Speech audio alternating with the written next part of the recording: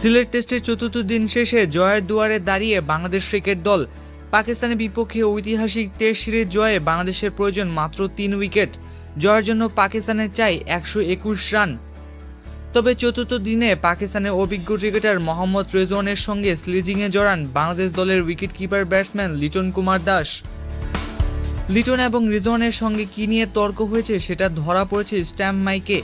অবশ্য শুধু লিটন নন, নাজমুল হোসেন শান্ত, মুশফিকুর রহিমরাও রিজওয়ানকে খেপিয়েছেন। বোলিংয়ের সময় প্রায় বোলারদের থামিয়ে দেওয়ার সুনাম থাকা রিজওয়ানের আজ হয়তো সাইড স্কিন নিয়ে কিছু সমস্যা হচ্ছিল। ঠিক তখন লিটন কি হলো, কি করছেন, রিজওয়ান ইশারা দিয়ে বললেন, তাকিয়ে দেখো ওদিকে। লিটন এরপর বলেন, প্রতি বলেই এমন করছেন, সব বলেই। রিজওয়ানের উত্তর, এরকম তো হচ্ছেই। লিটনের উত্তর, ওদিকে তাকানোর কি দরকার, ব্যাটিং করুন। উত্তেজিত কণ্ঠে রিজওয়ান বলেন, এটা কি তোমার কাজ? লিটনের উত্তর, আপনি প্রতি বলেই ডিস্টার্ব করছেন। লিটন এমন স্লেজিং করায় এক পর্যায়ে আম্পায়ারের কাছে গিয়ে কিছু বলেন রিজওয়ান। পরে আম্পায়ার লিটন ও রিজওয়ানের সঙ্গে কথা বলে বিষয়টা মিটমাট করেন। তবে স্লেজিং শেষ হয় না, মাত্রা আরও বেড়ে যায়। তাতে যোগ দেন শান্ত মুশফিক।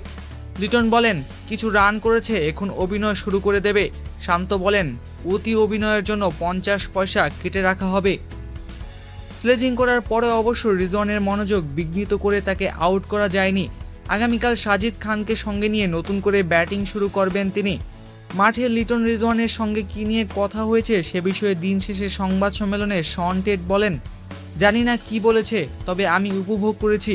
আমি তো অস্ট্রেলিয়ান, কি বলেছে বুঝিনি, তবে আমার মজা লেগেছে। আশা করব যেন মাত্রা না ছাড়ায়। মাঠে একটু আগ্রাসী মনোভাব তো থাকবেই।